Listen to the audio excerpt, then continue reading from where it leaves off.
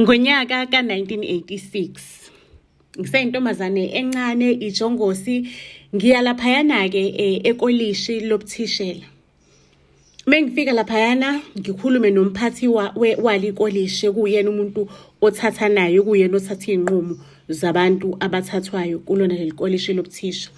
Hayi, angitshela ukuthi intombazane yami enhle kanjena bakithi iy'khala seyigcwele. Hawu, bakithi iy'khala zigcwele kusama kuvulwa ama-applications. Athi kodwa-ke intombazane enhle njengawe kungakuhle isithole isikhala ukuze ibe uthisha. Ngimbheke ngiyibone ukuthi le ndoda le hayi ikhona into eyifunayo la kumina.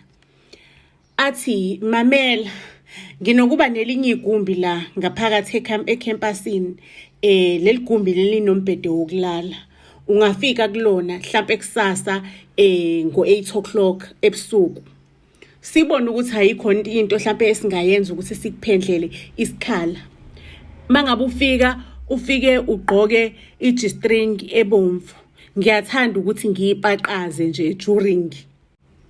Nami ngingane kaprincipali ngiyafuna ukuthi ngibe uthisha, yabo, ngibe yinto empilweni yami. Ngivumeke bafethu ukuthi-ke ngizofika kusasa ngo-8. Mengifika laphayana-ke sengiligqokile-ke iphente elibomvu leli ekuthiwa angiligqoke. Kodwa inkinga ikhona. Uthisha lo ungibhaxula ngolimi lakhe, ungibhaxaza ngolimi lakhe alulude ngathi olwenkomo. Hayi, mina ngiyawuqala ukhiso nje. Ngizalelwe emakhaya kodwa bese ngihlalile lokishini ukhisi sengikwazi. Kodwa hayi loyana lo limi angibhaxule ngolimi lakho olude ngathi olenkomo. Ngibekezele ngifuna isikhala. Sesiyahleka-ke no roommate wami sixoxa udaba lokuthi uke wal experience ani ulimi luka principal lo likothisha, uthisha wayo le college ye teaching. Siyahleka-ke manje ngoba wonke amantombazane akhuluma ngalolu limi, ukupaxulwa ngalolu limi ongathi lwenkomo lude lukhulu lungaka. Inkinga ebese nginayo ukuthi uthisha ubesecela njalo, bekangikhumbulile nje ubekacela. Shuthi ngiyacabanga ukuthi mhlawumbe bekashintshanisa asirotatisa. 39 years later kufika indoda iyangqongqoza emzini wami. Ubaba eze azoyi-attenda, ayibuze le ndoda ukuthi angakusiza ngani mnumzane. Ithi yena ngicela ukukhuluma noBeatrice. Ubaba aqale manje ashintshe, yabo, anyuse inhlozi ukuthi ubani le ndoda efika emzini wami izocela ukukhuluma nomfazi wami. Hey, ngicela ukunitshela ukuthi indoda uMzobe igama layo, athi uMzobe ngifuna ukukhuluma noma wengane yami. Hey, ubaba vela namlahle phansi ngenqindi. Indoda ezofike ithi ifuna ukuzokhuluma noma wengane yayo emzini wakhe. Ngicela ukunitshela ukuthi indoda yami ke ingibize, isingibiza isheshe idiniwe, ithi angehlike upstairs ngize la ezansi. Nansi indoda, nabo ufebe bakho la buzokuvumbukela. Mina nobaba sinengane eyodwa. Ngimchazela ukuthi hayi ubaba usiyangibuza ubani manje le ndoda. Ngimchaza hayi baba ngiyamazi lokho kuyena umuntu owephethe lapha ekolishi engafunda kulona ekolishi lokufundela ubuthishela. Ngiyamazi. Athi ubaba wawulala naye ekolishini. Mina ngifike ngiyakushada nje uqede lo ekolishini kanti nabo uneshende ekolishi kade sithandana. Ngithi mina baba lalela le ndoda le ngike ngahlangana noMahlengi. uMahlengi wangitshela ukuthi hawu ngisanda kubona umphathi walapha ekolishi lobuthisha safunda khona ngathi usephethwe idementia. Uyambona baba nawe umuntu omdala ukuthi usegugile, impandla ihambile akasavuthi-ke naye-ke lo thisha-ke umphathi wekolishi ngemuva. Ayikho loo nto, ngifuna ingane yabo na waphuma esikoleni ngezokuthiwa ukhulele shuthi wawumithema uphuma esikoleni ngoba mina nawe bekade vele siyishova. Umuntu athi kade siyishova ngoba ngangiphoqelekile, ngoba ngangisaba ukuthi ngangaya laphaya ngizokhishwa ekolishi. Ake indoda yami ngiyitshele phela umuntu esifazane kumele ube yiqili. Ngithi baba lalela, lo muntu lo uyigugele, into esingayenza ukuthi sizame ukuthi sithole inamba yakhe, sithole abantu bakubo bazomlanda noma thina simhambise ebantwini bakubo, ngoba kusizi baba ukudinela umuntu ongekho right engqondweni. Uyagula lo muntu, uyambona ukuthi ixesha lihambile, iminyaka ihambile, useze waba ingengelezi yempandla. Usiyamemeza-ke uMzolo umemeza nge-English. Wayefundile phela uNkunzimalanga. How about a DNA test? How about a DNA test? Nokuthi ningiphinisele ekhaya.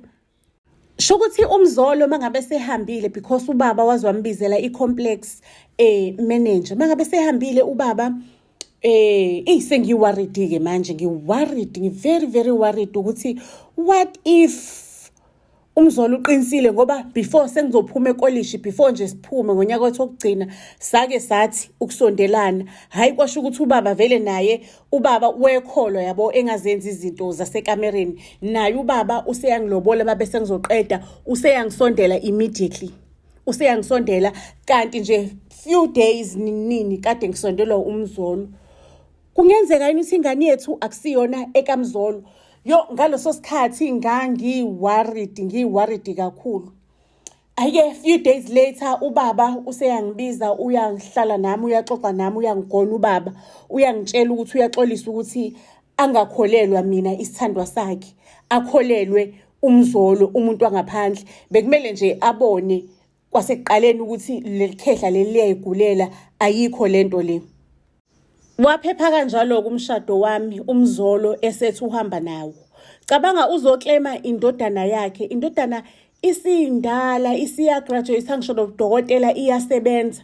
Ima yena esazofuna ingane yakhe, esazoklema ingane yakhe.